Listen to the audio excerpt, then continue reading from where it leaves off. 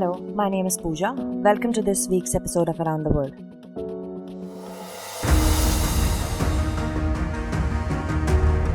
The Central Asia is in headlines since the beginning of 2022.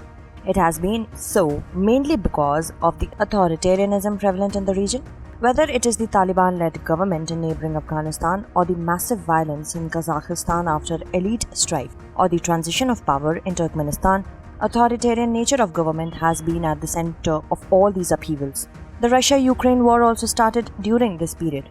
The Central Asian countries had to maintain neutrality in this war and deal with their increasingly messy domestic politics. Central Asia had not even recovered from all these upheavals, and yet another political upheaval started in Uzbekistan. Recently, a constitutional reform proposal introduced by Government of Uzbekistan. The proposed reforms caused such a widespread upheaval in areas of Karakalpakstan, the autonomous province of Uzbekistan, that the attention of international media was once again drawn towards this region. Mass protests and incidents of violence were reported in the region against this proposal.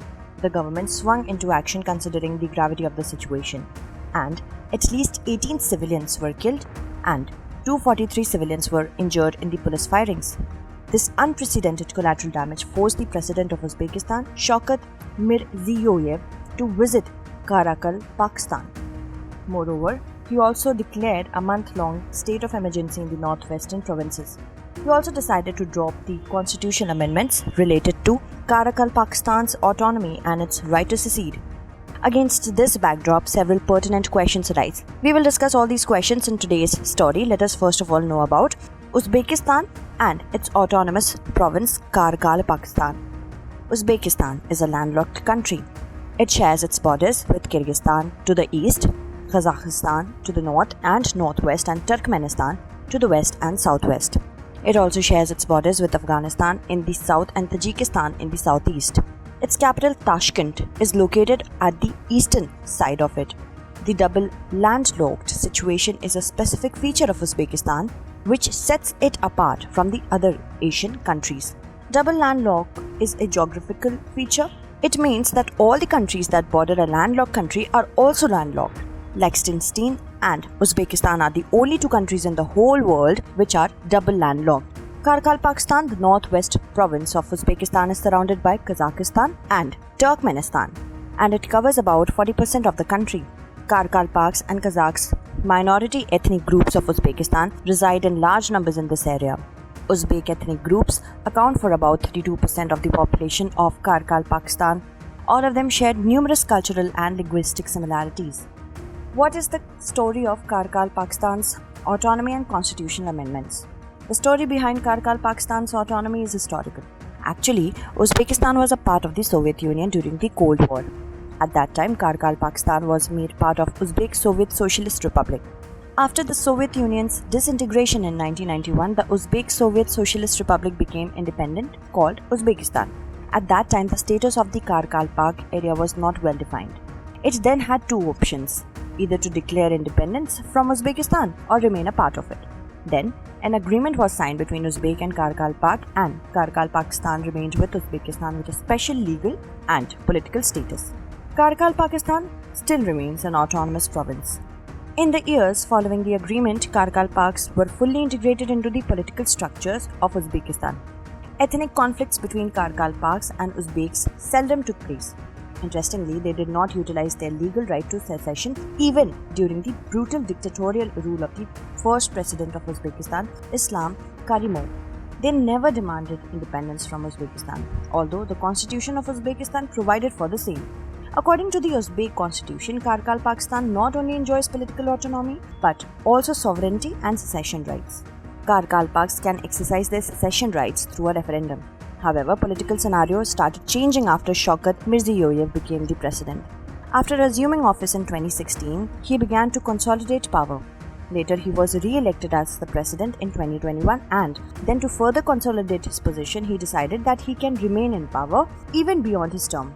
For this purpose, he started adopting a process of constitutional reforms made by the Russian President Vladimir Putin in 2020. In May 2022, Mirziyoyev announced new constitutional reforms, and while explaining the provisions contained in these reforms, he stated that these constitutional reforms would materialize his vision of a new Uzbekistan.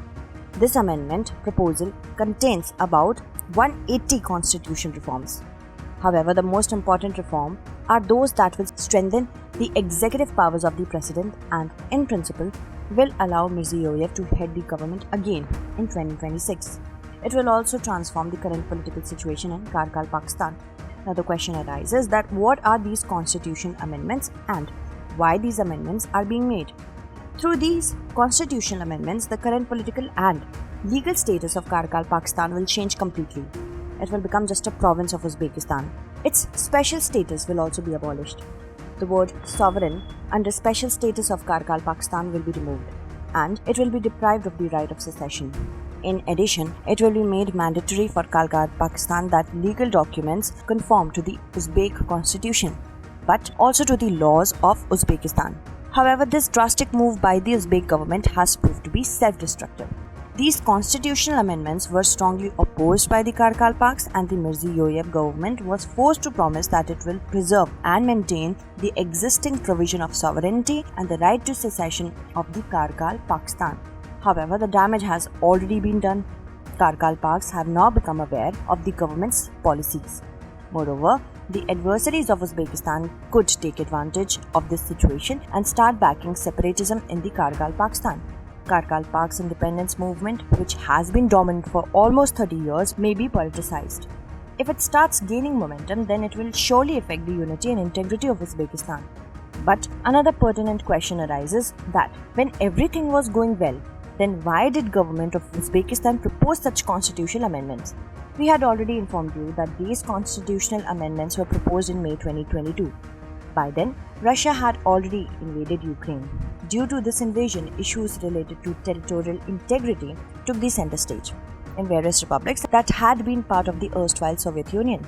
Uzbek government quite possibly took away the right of secession of Karakalpakstan for maintaining territorial integrity.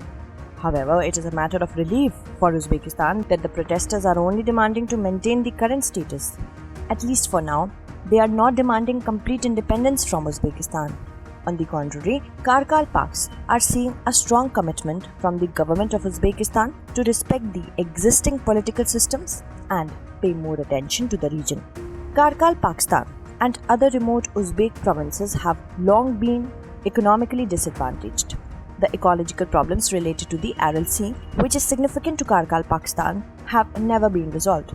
The level of investment in this region is extremely low.